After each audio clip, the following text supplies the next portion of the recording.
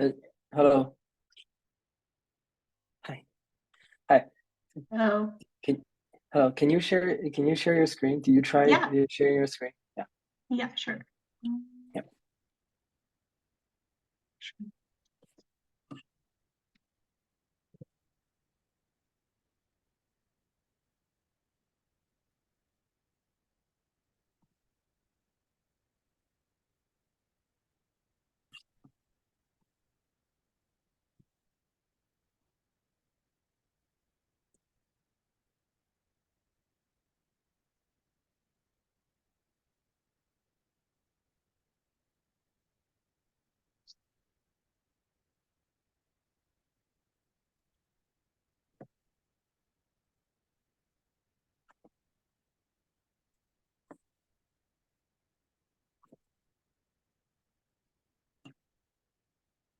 How was this? Yeah. That's great. That's great. Can you try like change slides? Yeah. Do you have video? How's this? I have one short one, but it should not be a problem. Okay. Okay. Yeah, That's great. So looking great. great. Okay. Let's give another 2 minutes. I think people are still joining us.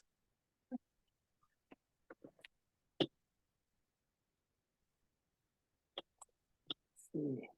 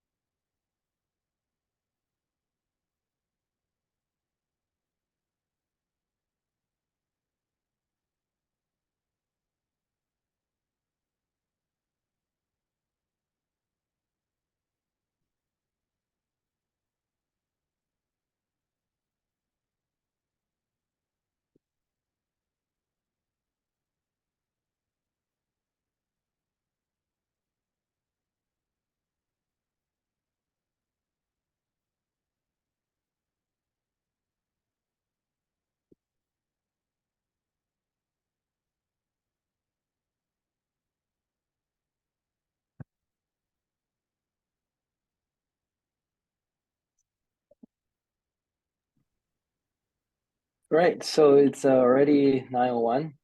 Welcome to today's CALA Friday seminar. It's our great pleasure to have Jessie Huang joining us from USC.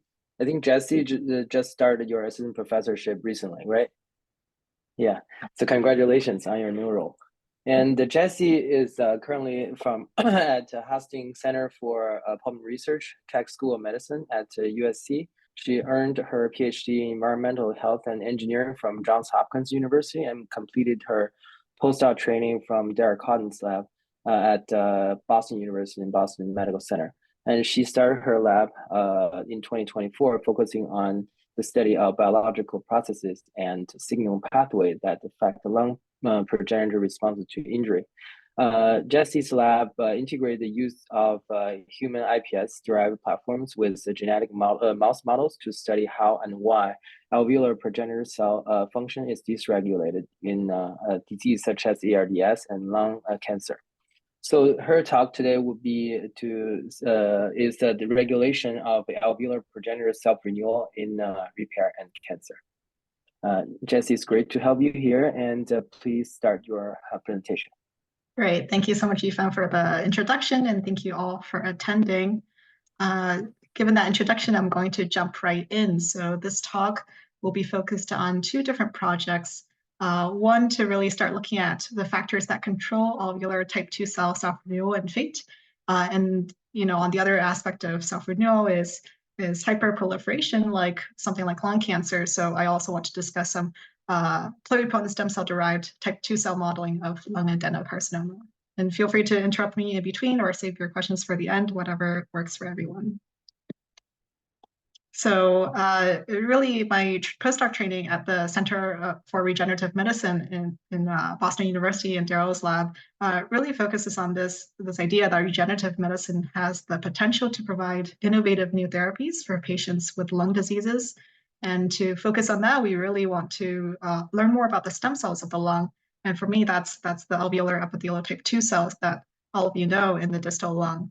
And we all know that these AT2s can re-enter cell cycle and proliferate to promote repair in animal models. And this has been shown as early as, the 1970s. I like to show this just as an introduction because in this very nice publication by Adamson and Bolden, when they did bleomycin injury for mice, x-axis is the days after that injury, and y-axis is the labeled tritiated thymidine labeled proliferating type 2 cells. You can really clearly see this increase of proliferating type 2 cells, and the signal peaks at a certain time point before that signal resides, suggestive of effective repair of the lung. However, we don't really know if the similar or same mechanisms occur in humans. The data that we have on type 2 cell proliferation in humans really come from a lot of disease tissue, such as patients with acute respiratory distress syndrome, where you see these type 2 cells lined up very abnormally close together, suggestive of just hyperplasia. So I really wanted to understand what controls type 2 cell self-renewal and fate during alveolar injury and repair. And to do that, one way to do that is using in vitro models like cell culture models. However, that comes with its own challenges, right? So we know that primary human type 2 cells from normal donors or patients are not very easily accessible due to their distal region of interest. And primary type 2 cells are difficult to maintain, at least in the past. I know more papers recently have suggested that, that they can be maintained in culture nowadays. And available cell lines have long lost their lung-specific programs. For example, A549s in some studies have shown to not have lamellar bodies, which are the key organelles required for surfactant production for a type 2 cell. And so really we turn to looking at induced pluripotent stem cells. And these cells can be safely generated from donors and patients from either their skin fibroblasts or peripheral blood cells. And then through reprogramming using the four Yamanaka factors, they can be differentiated into almost any cell type. And of course, they have the capacity for infinite expansion, which we think of as an advantage. And they're also amenable to gene editing. So you can knock down and overexpress genes. You can also gene correct specific mutations that might lead to disease. And through this circle, you can see that, the idea is that these cells that can be differentiated to lung lineages can then be used to study normal development disease models, as well as be used for drug screening, and hopefully eventually one day also be used for cell therapy. So how do we generate lung cells from these iPS cells? Well, in the early days when Darrell's lab was looking at this, they took a look at the mouse just in vivo development of the lung, where a lot of these signals have been studied and known already. So when you take cells that are in the primitive endoderm stage and look at how they progress in development, you can see that the pan lung marker NKX2-1 really pops up at mouse E9.5 and then follows suit by more type 2 cell specific markers such as surfactant protein C pop up later on in the pseudoglandular stage. And so using these key developmental signals, you can then recapitulate this in vitro in a human iPS cell model. So before I joined Darrell's lab, an MD PhD student, Anjali Jacob, in his lab established this very nice protocol where you can take pluripotent stem cells, give them various growth factors that allow them to go through the stages of definitive endoderm, anteriorize them to foregut endoderm, and then use a concoction to change them into NKX2-1 positive lung epithelial progenitors, and then further differentiate them using a combination of signals such as Wnt, FGF, and steroids like dexamethasone into NKX2-1 positive, surfactant protein C positive, and putative alveolar type 2 cells, which we call IAT2s, so iPS cell-derived alveolar type 2 cells. And we can further generate specific lines that contain fluorescent reporters that allowed us to identify them, observe them in culture, and also sort purify them. So some of our workhorse lines contain the GFP knocked into the endogenous NKX2-1 locus, as well as a TD tomato targeted to the surfactant protein C locus. So this bifluorescent reporter system, or even just the singular assessed TPC TD tomato, allow us to visualize the color that comes on at each stage of this over 40-day differentiation so that we can pick the right cells and observe them in culture. So when we take these putative type 2 cells and put them in three-dimensional culture, this is what we see. So these are single cells now embedded in three-dimensional matrix. And as they grow, they self-organize into bigger and bigger spheres, as you can see here. And this particular line has the surfactant protein CTD tomato. So that's why you see the red overlay here. And this is my one and only video of the sphere as you can see in kind of a three-dimensional soccer ball structure. And if you do immunostaining, you can really see that this structure is composed of a monolayer of epithelium. You can see the surfactant protein CTD tomato as well as the F actin, showing that the structure of these spheroids. And these spheroids are actually apical side in, so they're pumping surfactant into the luminal regions. And as the cells grow, they double really readily. So they double every 2 to 3 days, so that by the end of maybe half a year of these cells in culture, you can get 10 to the 30th number of cells, which I think down the road is really, really useful for thinking about cell therapies and large production experiments.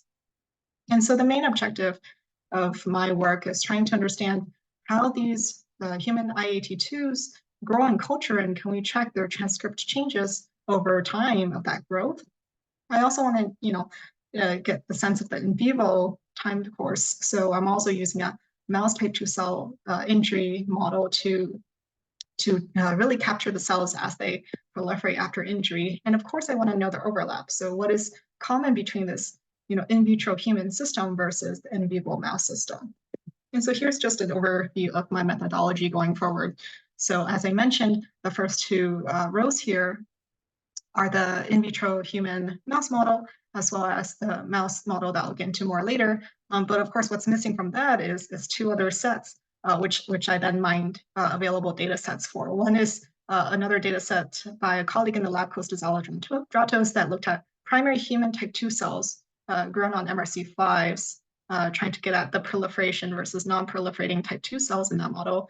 And also another model of mouse organoids in vitro grown by Tata's lab at Duke, which was also already available at the start of my project. And so really from all four models, I wanted to take a look at the data sets using unbiased analyses of differential gene expression. And finally, hopefully test pathways and transcription factors in both in vitro and in vivo.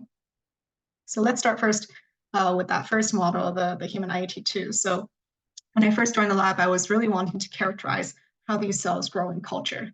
And so what you see here is immunostain, homeoimmunostains of these cells with that surfactant protein CTD tomato labeling, shown you here at 1 day post-passage, and as they grow up to 11 days post-passage.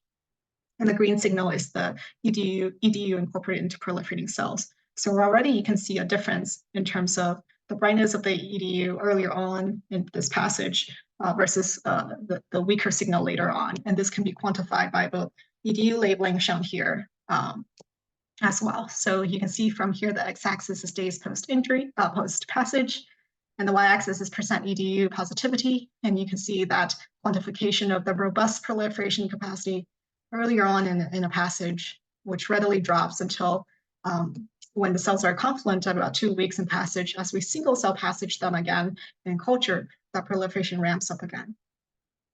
I was curious to also see how the type 2 cell signal may change during this process, because as you can see from the red SPCT tomato signal, you also see differences, right?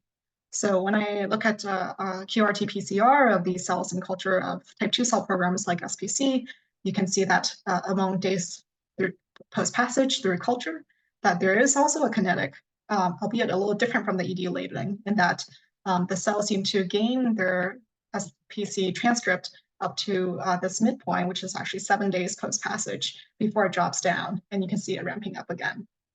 And this seems to occur over and over in culture, as you can see from these two different passages, where the SPC ramps up and then goes back down.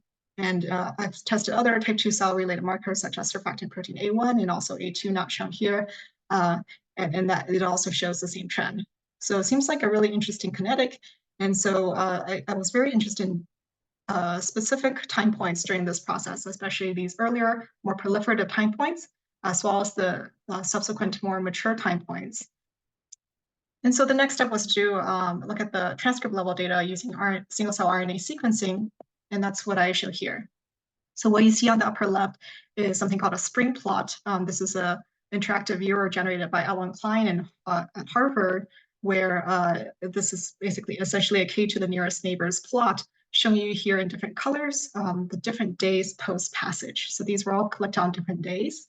And then we can start with the green. So here is day 239 of the differentiation of these cells. The +1 is 1 day post-passage.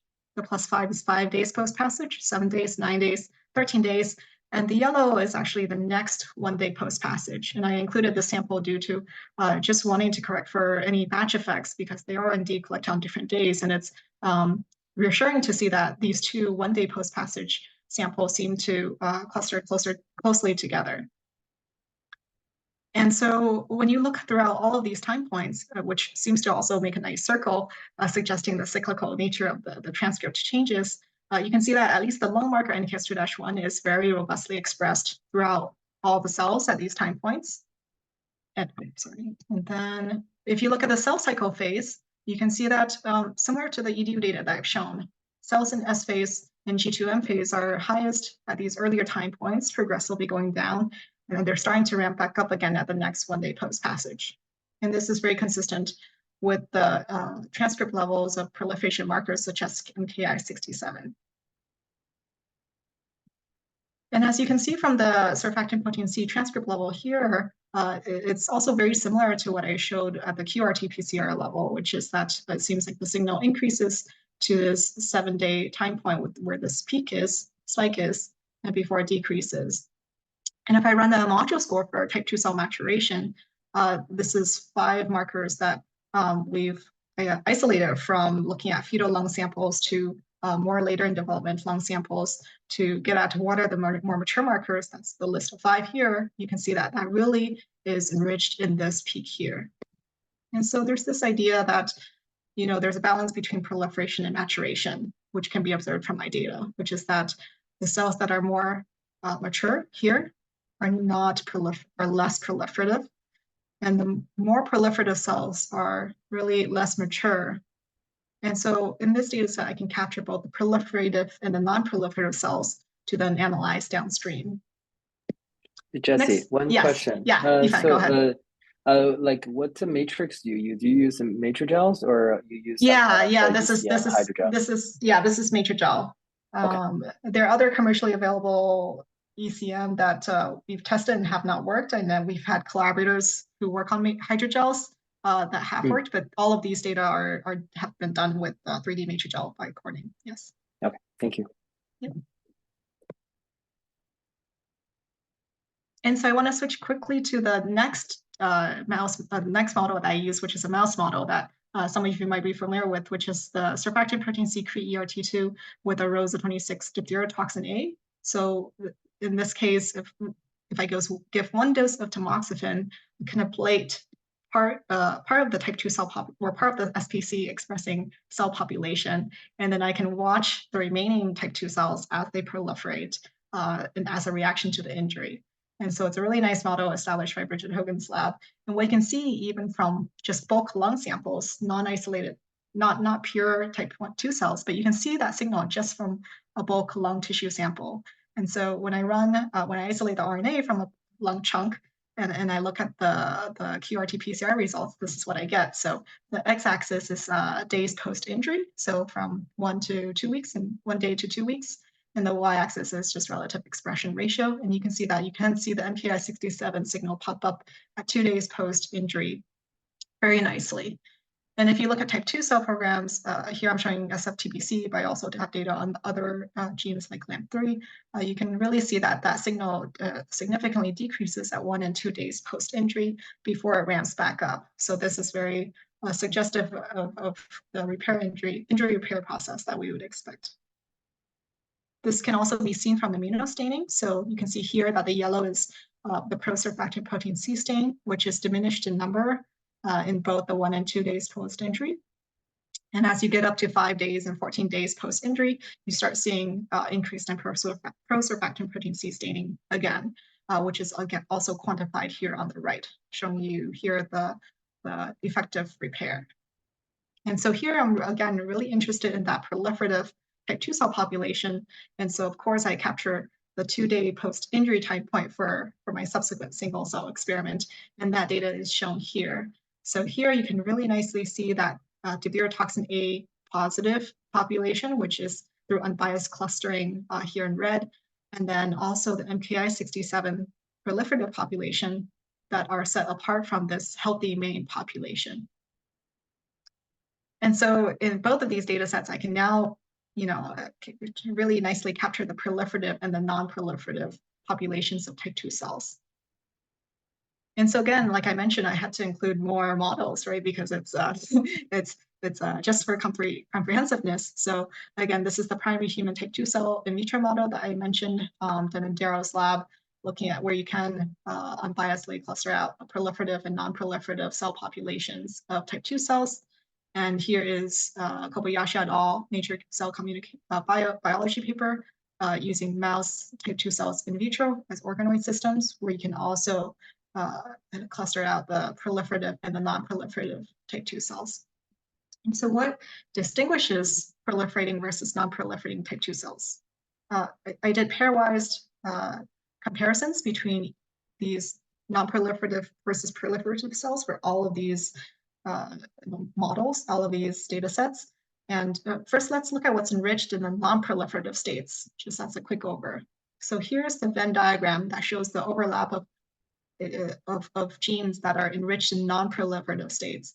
So you can see that the middle overlap, where it's overlapping for all of the data sets, is a very small number, it's 44.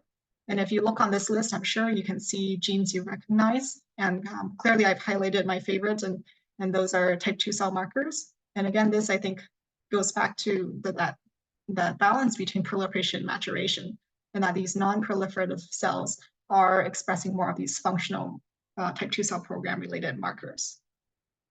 So then what about the reverse? What's enriched in the proliferating type 2 cells? This gives us a longer list of 244 common genes that are enriched in the proliferating type 2 cells. And of course, if you run pathway analysis like using Keck, you can see that as expected, the top pathways will be DNA replication, cell cycle, a lot of these cell division related processes, which is expected. And so one of the next pathways, or one of the next analyses I decided to do was to try to look at co-expressed upstream targets using chromatin enrichment analysis.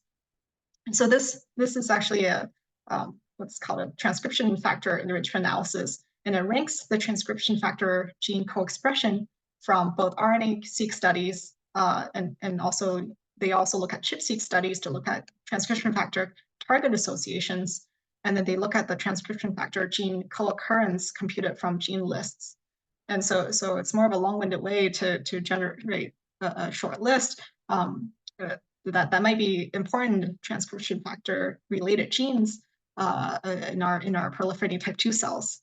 And so in this short list, you can see genes that are a bit different from the previous Keck pathway list, but 2 of these genes sparked my interest, and those were EZH2 and SUSY12. And these 2 genes were really interesting to me because I know they're part of the same complex. They are part of a complex called polycomb repressive complex 2, or PRC2, along with another factor called EED. And this complex plays important roles in histone modifications, in that EZH2 is a methyltransferase that helps to trimethylate histone 3 at lysine 27, and overall leads to transcriptional repression. And so EZH2 has been studied a lot in terms of these pathways, such as cell cycle progression, autophagy, DNA damage repair, apoptosis, and suppressing cellular senescence. And so EZH2 seems to be an important gene to look at within this context of this canonical pathway of PRC2. And in the lung world, a lot of the EZH2 literature is in lung cancer, but there's these two parallel papers on lung development, one by Ed Morrissey's group and one with Marie-Lise Aslam-Abat, which shows that EZH2 plays an important role in repressing basal cell lineage during lung endoderm development. And from both of these studies, you can see that EZH2 at the transcript level is very highly expressed in the developing lung. And that level dramatically decreases in the adult. And so my hypothesis was that EZH2 is necessary for safeguarding the type 2 cell identity during adult type 2 cell self-renewal. And so to test this, I want to start with my human IAT2 model, starting with small molecule inhibitors. And so here is me trying the easier to cell line to work with, A549, because there's a lot more publications on EZH2 inhibition in A549 cells. And here is two inhibitors I've tested, DZNEP and GSK126, both are EZH2 inhibitors, one more indirect than the other. And here's a Western blot data showing that with both small molecules, at a dose response, the H3K27 trimethyl is decreased compared to the histone H3 housekeeping. And this is as expected. And so with the IAT2s, then I went forward with just the GSK126 EZH2 inhibitor, and you can see very similar results in that in two different cell lines, two different genetic backgrounds for the IAT2s, that there's a reduction in the H3K27 trimethyl signal compared to the histone H3. So know that the inhibitors, I know these inhibitors are working as they should, at least in the context of this trimethyl mark. I then asked the question of what exactly does it do to the IAT2s?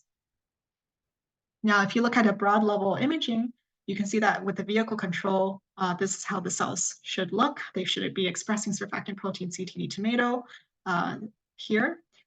When I inhibit EZH2 using the small molecule inhibitor, you can see a change in the morphology in that there seems to be an increase in spheroid size and number, as well as a dramatic reduction in the surfactant protein CTD tomato signal. And this can be also backed up by the cell counts, increase in cell counts, and increase in proliferation markers, Ki67 and PCNA, as well as the reduction quantified by FACS, as well as by QRT-PCR of type 2 cell markers. So what's really happening to the cells given this change? So I looked at the NKX2-1, which doesn't seem to be significantly changed. I looked at airway markers, SOX2, so the cells are not becoming airway. I looked at the progenitor marker, SOX9, which seems to be significantly increased. And I also looked at basal and transitional cell markers shown here, specifically keratin 5, TP63, and keratin 17. And of those, the keratin seem to be significantly upregulated. And given the more recent studies that show that there are increases in keratin in some of the transitional cell populations that appear in diseases like pulmonary fibrosis that arise from type 2 cells, it seems like EZH2 may be necessary for maintaining the type 2 cell identity. Otherwise, if you lose EZH2 as the cells proliferate, they seem to resort to either maybe a progenitor-like or a transitional cell-like state. And to further confirm this phenotype, I also used a short hairpin RNA knockdown as well as lentiviral overexpression. So this is what you see here. On the left, you can see the knockdown compared to a control that it seems to phenocopy the small molecule effects, and that there's an increase in proliferation and here a more subtle decrease in surfactant protein CTD tomato. Conversely, when you upregulate EZH2 using a lentivirus, you see that the red signal, which is the surfactant protein CTD tomato, dramatically increases. So this suggests that the small molecule is doing what it should, at least for EZH2, and that EZH2 does have this role in regulating type 2 cell program. And so now these data suggest that EZH2 plays a role in maintaining the type 2 cell identity what about the other progenitor effect of type 2 cells, which is transdifferentiation to type 1 cells? So while I was in the lab, Claire Burgess, who's a PhD student in Darrell's lab who just defended, was working on establishing a system to make type 1 cells from our type 2 cells. And to do that, she generated a line that we call NGAT, which is a NKX2-1 GFP with an HRTD tomato to trace type 1 cells. And she also established a media condition that allows her to get our cells closer to becoming type 1 cells. And that's a combination of LATS inhibition as well as removal of the Wnt agonist and FGF signals in our culture medium. And you can see here that when you go from an IAT2 medium, here using her line, HRTD tomato, when we switch it to the IAT1 medium, you see this dramatic increase in the red signal, suggesting that both the line and the media is working as they should. And so her cells look a little different at this stage compared to what I showed you earlier of the IAT2s that have a nice monoepithelial layer. These IAT1s actually cluster very densely together as shown here. So there's both a morphological change as well as a transcript level and protein level change as well. So the question here is, how does EZH2 inhibition affect the ability of IAT2s to transdifferentiate to IAT1s? And so I used a combination of her culture media, her cell line, and the EZH2 inhibitor that I previously used. And here's what I see. So compared to IAT2s with the vehicle control, the IAT2s with the EZH2 inhibitor is what we had seen previously that I showed you before. Here are the IAT1s with the vehicle control. And if I hit them on top of that with an EZH2 inhibitor, it actually dramatically reduces the HRTD tomato signal. And further proof of that is by facts. So here is the facts for NKX2-1 GFP, where NKX2-1 is maintained throughout all of these conditions. However, you can see that the NKX2-1 GFP positive and HRTD tomato positive cells are shown here, where there's a significant high level in these putative IAT1s, but that EZH2 inhibition reduces the IAT1 signal. And similarly, when these cells have been stained with a RAGE antibody, which is the protein version of the AGER transcript, you can see very similar effects where EZH2 inhibition significantly decreases the RAGE positivity. And when we isolate these cells for RNA and run qRT-PCR, we see very similar effects on type 1 cell markers, specifically here, AGER, CAP1, and CLIP5. And I want to show you keratin here, keratin 17, which I showed previously, to just say the same, that it shows very similar things in blue for the IAT2 condition as I showed you before, but that in red, you can see that EZH2 inhibition also significantly increased keratin 17 transcript compared to the vehicle control, suggesting that EZH2 may also play a role in regulating the transdifferentiation ability of IAT2s to IAT1s. So all of these data are in vitro. So what about in vivo? So for one of my first in vivo experiments, I went back to the mouse model that I was using, the surfactant protein C, CRE-ERT2 rosaditoxin, and I decided to inject the EZH2 inhibitor that I've been using, the GSK126, intraperitoneally. So this was the setup. So the injection was on day 0, and I harvested on day 2, which was when I see that peak in proliferating type 2 cells, and I injected the inhibitor at 1 day. And so what's shown in blue is what I've already showed you before, which is that the type 2 cell markers here, surfactant protein C and LAMP3, are reducing at 2 days post-injury in this mouse model. When I hit the mouse with the EZH2 inhibitor, you can see that the level of the type 2 cells are changed. I'm still unclear of what that exactly means, but it seems to be not reducing as much as the original model. Now, if you look at the proliferative signals, such as MKI67, what I showed you previously was that it increases at this 2-day post-injury time point. Now, with the inhibitor, it seems like the increase is more exaggerated.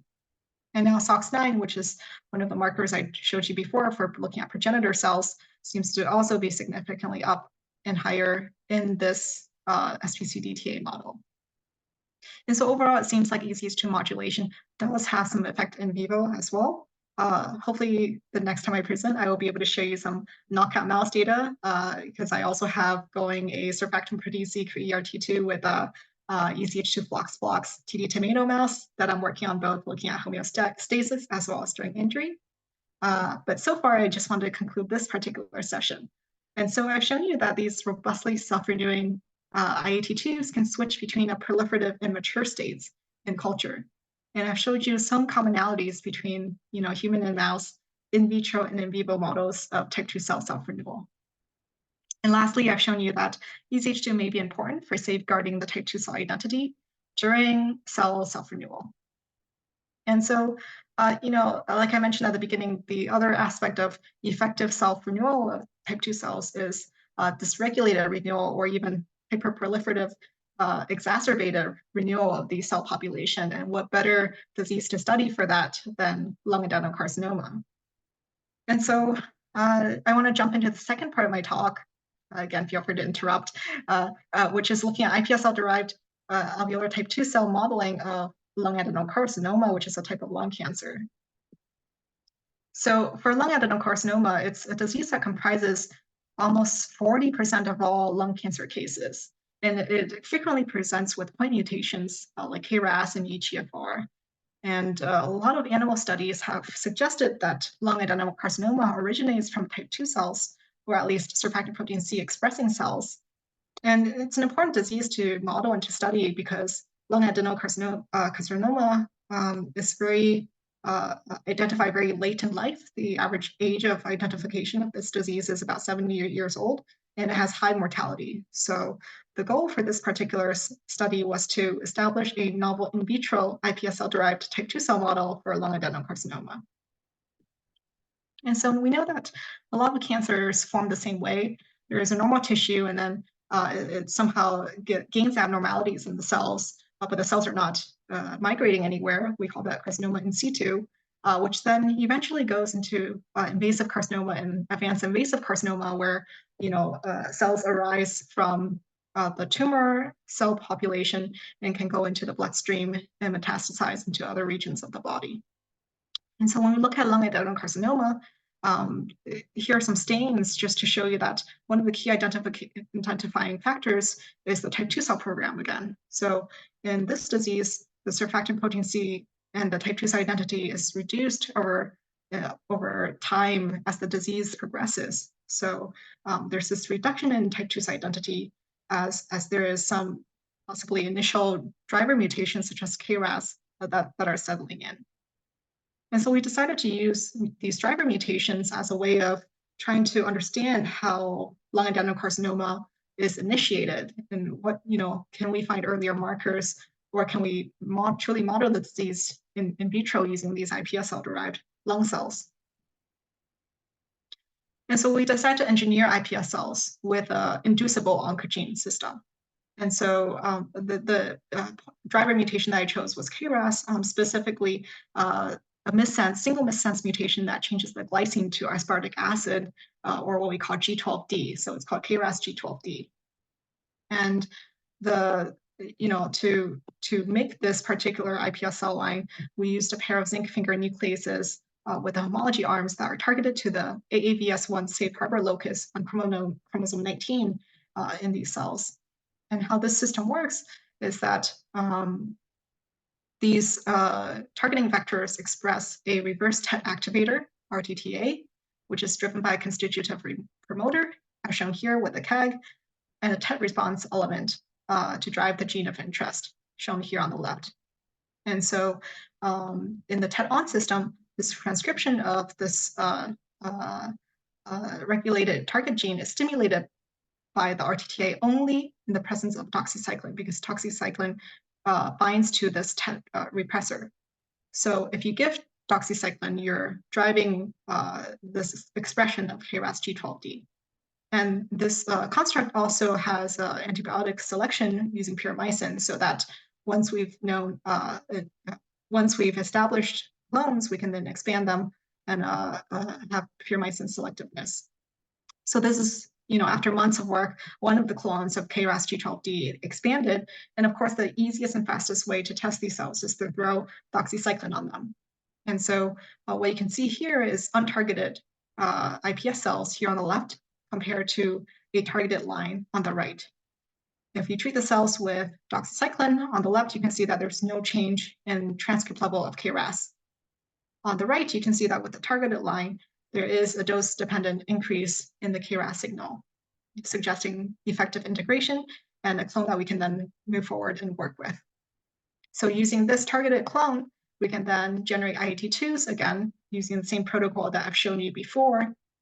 And these cells, again, have the NKEX2-1 GFP, as well as the surfactant protein C, TD tomato, for easy observation and tracking. So this is what the cells look like from a targeted line, which is relatively normal. And of course, we then again throw doxycycline on them. Compared to an untargeted control, you can see the same thing we see in iPS cell level, where there's that dose-dependent increase of the KRAS transcript, suggesting that the cells are still responsive and behaving as they should when given doxycycline and having activated KRAS. And so what happens if you treat the cells with doxycycline long-term? So I'm showing you data now from about 70 days post-doxycycline treatment, and this is what they look like.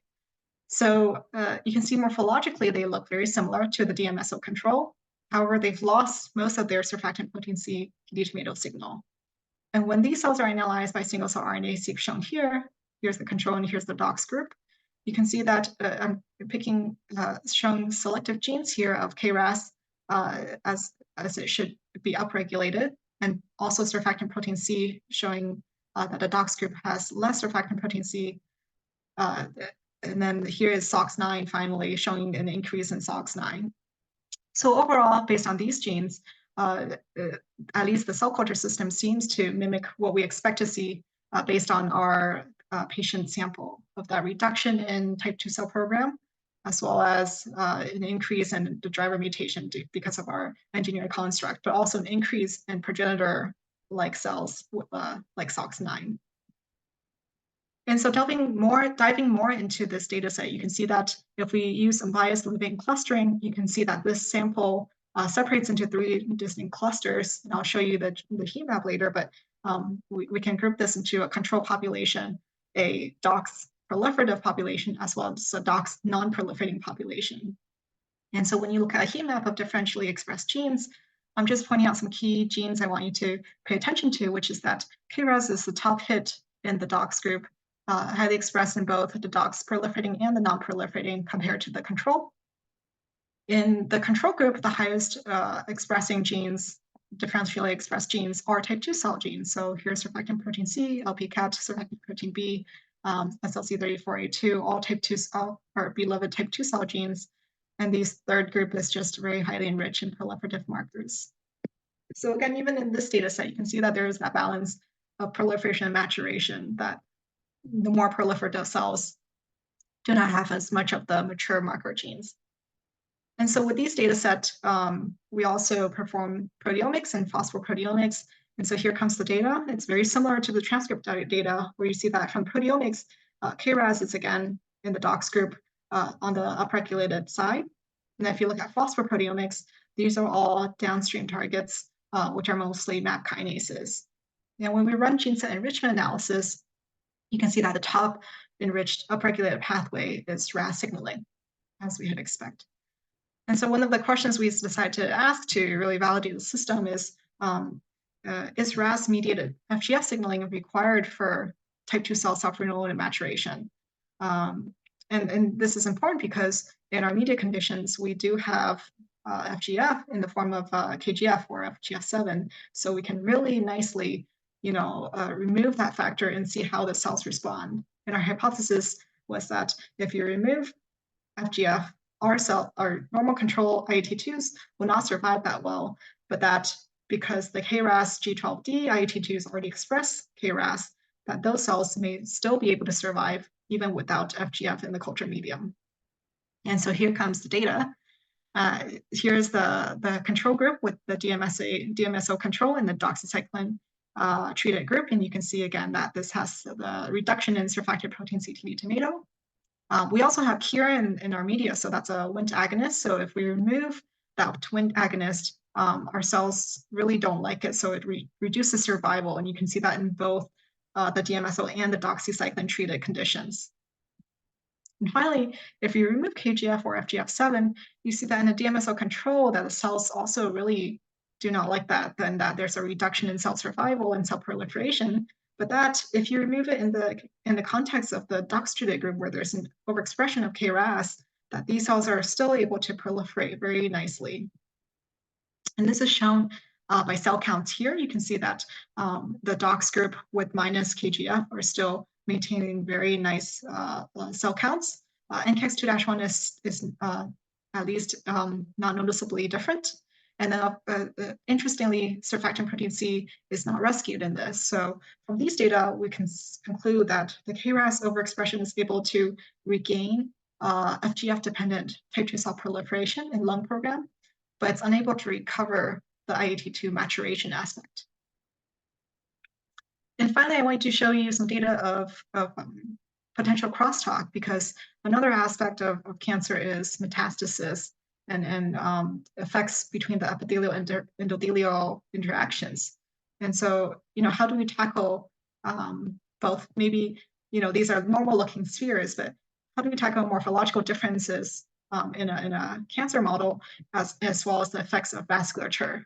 Specifically, I'm showing you here kind of the take home, which is how do you put an epithelium close enough to an endothelium to see the crosstalk?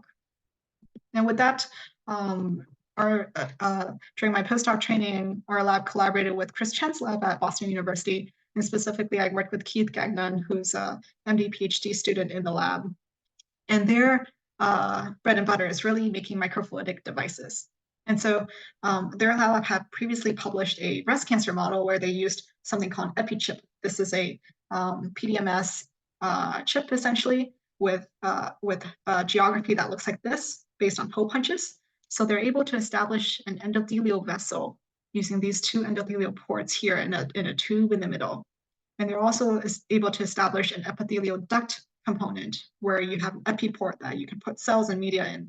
And so this blunt-ended epithelial duct can be placed very closely to this endothelial vessel. And so the schematic is as shown here. This is what we kind of want to establish as a model.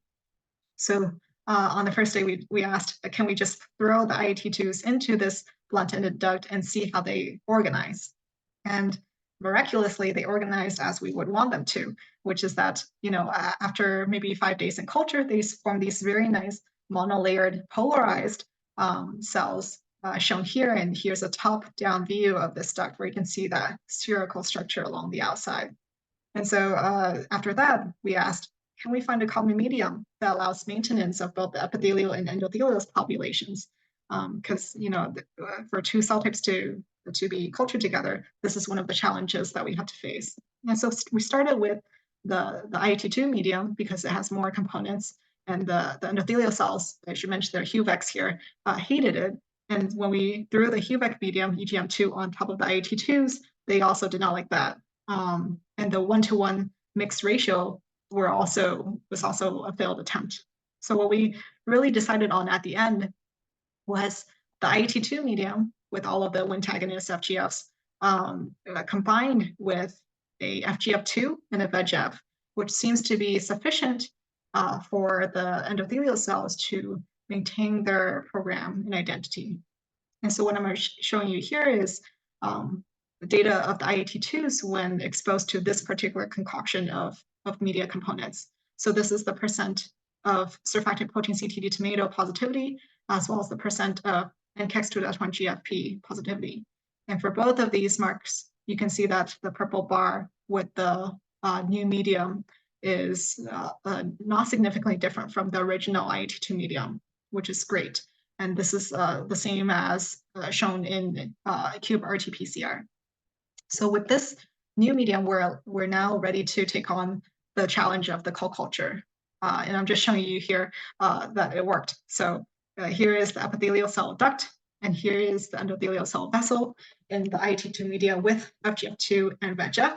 And this is what they look like, the HUVEC with its nice VE cadherin stain. And here's the IAT2 channel with the actin. So with these data, we're happy to jump ahead to more of the cancer modeling.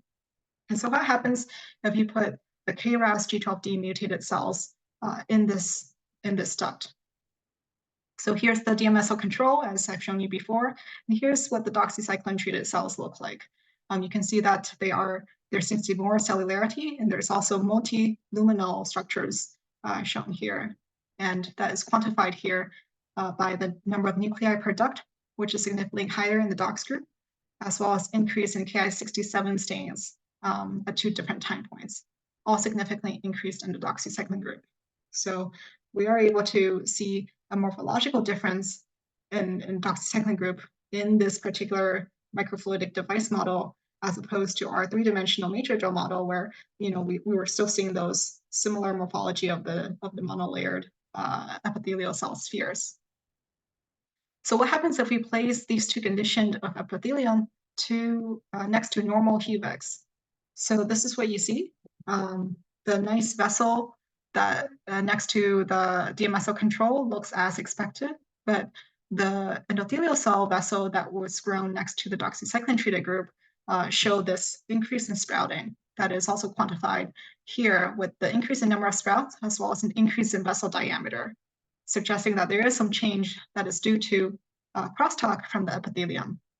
So our next step was to look for specifically targeting secreted angiogenic markers from conditioned media of the epithelial cells. So we took media from the IAT2s grown in their 3-dimensional matrigel, not in this format, both DMSA and DOX, and we took a look at specifically angiogenic factors. And one of the top upregulated markers was UPAR, which UPAR is urokinase type plasminogen activator receptor. And this is also known to be increased in levels in patients with non-small cell lung cancer, which is also associated with poor survival of these patients. And so we asked if we throw soluble UPAR onto just normal endothelial cell vessels, would they recapitulate the phenotype that we see when these cells are next to the epithelial counterpart? And indeed they do. So here's just a vessel with their normal IAT2 medium, as well as IAT2 medium plus recombinant human UPAR. And you can see that increase in sprouting again, as well as the increase in diameter, which is quantified here as well. So I think I've shown in the second part of the talk that there's a FGF7 or KGF, KRAS axis signaling that is required for the IAT2 self-renewal, but not for maturation. So downstream branches of the FGF MAP kinase pathway may modulate the balance between self-renewal and maturation. I've also shown you that KRAS mutated epithelium can affect neighboring endothelial morphology, in this case, maybe increased in angiogenesis as UPAR dependent. And so IAT2s can be used to study and model lung adenocarcinoma.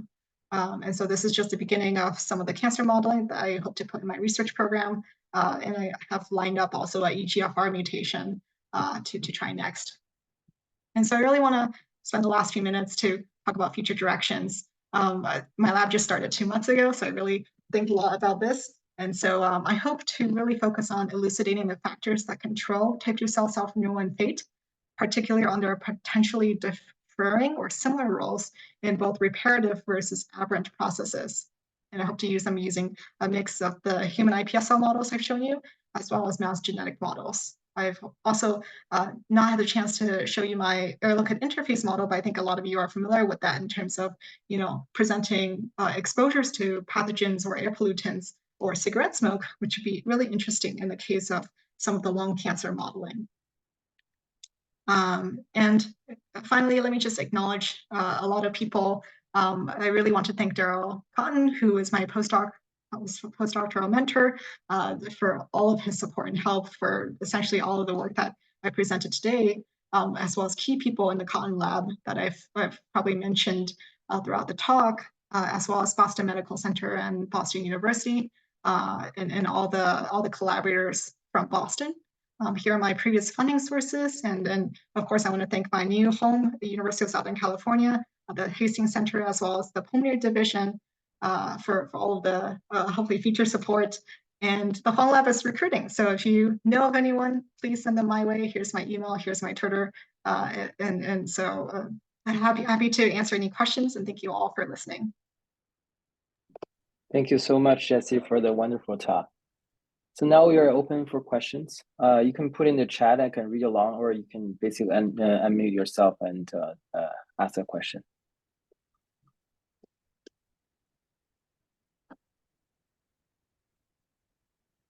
So I'm gonna ask the first question. So when you do your cancer study, did you try to use the mix of AT1 and AT2 cells for the experiment, or you only use the AT2 cell for this That's experiment? a great question, given the newer works about type 1 cells and their role in lung cancer from the California groups. Yeah, that's a great question. I have not, but that's on my to-do list because I can generate both the type 1 cells in my engineered KRAS G12D lines as well. So it's definitely something worth trying. The difficulty in doing a co-culture of type 2 cells and type 1 cells, at least in my system, is that it's very media dependent, right? So the type 1 cells, at least iPSCs-derived, really rely on that lack of Wnt signaling and FGF and that increase in LATS inhibition. So they don't really play well together. So we still need to think of a way to, to kind of do that mixture experiment that you proposed. Yeah, that's a great idea. So I have a question. I raised my hand and well, congratulations for your new position. And thank you, Jianwen. Yeah, great start. And so it's a very nice presentation as well. I have two questions. The first one is that, Ed Morris a while ago published a paper. They use Sonhage-Cree to knock out EZH2. Yeah. Show that the airway cells have this ectopic P63 positive basal cells. And I think Darrell also showed that knockout NKX 2.1 and basal cells also are ectopically present in the airway cells. So you show that in your human iPSL with EZH2 inhibition, you see a K5 increased, but it doesn't look like it's dramatically increased. I can see which is similar, a little bit increased, but not dramatically increased. Yeah. So what is the difference between that two? That's a great question. I think, when I look at, obviously, I hope in the future to do more bulk-seq experiments instead of, these selected qPCR experiments. But what I see changes in is keratin 5 and keratin 17. And that mix, at least keratin 17 proposes and there's no change in P63, right?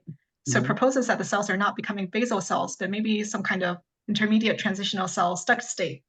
But in the worst case, maybe they're just lost in some way. At least they've lost their type 2 cell program.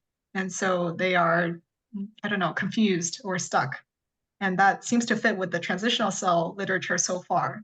I would have to say that with the cells that were treated with the EZH2 inhibitor, I also tried to put them in a more proximal promoting media to try to get basal cells from that. And that did not work. So it seems like they were stuck in a sense. What would be really cool is to do some mouse in vivo modeling to see what those cells really become in the case of an injury condition, because then you can lineage trace them and see. But at this point, I do not think they're becoming basal cells by any means. I think they've just lost their way. I see.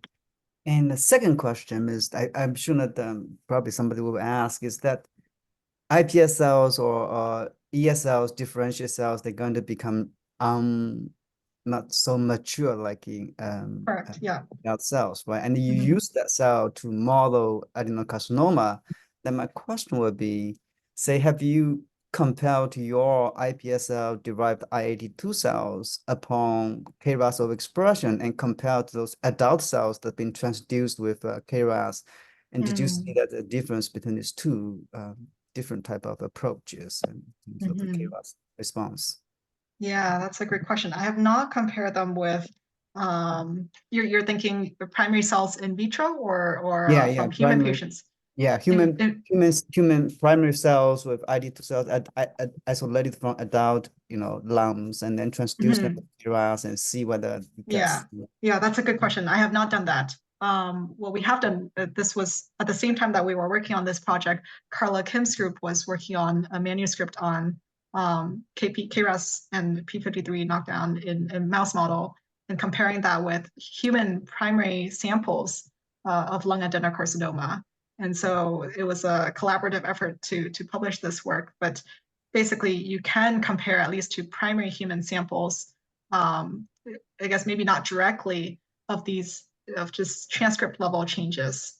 I haven't gone as far as analyzing the exact commonalities, kind of like what I did with the Venn diagrams here, between primary human lung cancer samples with this particular model, but it is on my to-do list because it is a question that will come up in terms of, developmental age of these cells versus primary samples. Okay, well, nice talk and thank you. Great, thank you. Okay, I think Dr. Gang Liu has a question. The I-82 treated with the EZH2 inhibitor lost AT2 maturity and demonstrate translational state markers, but translational state cells also show senescence, including P53 and P21 upregulation. This is inconsistent with the EZH2 treated I-82 cells that show increased proliferation. Yeah, and what the state are the EZH2 treated I-82 cells at? Yeah, that's a great question because that was not what I expected either in culture. My initial hypothesis was that EZH2 inhibition would reduce cell proliferation, but instead it increased it. So, what is it really doing if it's promoting proliferation rather than senescence? I think, two ways maybe of answering this question. One is that, our cell culture conditions are indeed, there are still artifacts in a sense in that, the cells are growing in very growth factor promoting proliferation and the growth of these cells. So that might be something to think about of why these cells do not slow down in culture with this inhibitor. Two is that there are also non-canonical roles of EZH2. EZH2 can also be an activator for NF-kappa B downstream signals and factors like REL-B. So maybe it has other roles outside of the general, histone modification role that are having an effect here in this system. So I think in the future it's necessary definitely to bring it to an in vivo system using my knockout mice to really see if the effects are mimicking the in vitro model, or if, like you suggested, maybe it leads to cell senescence.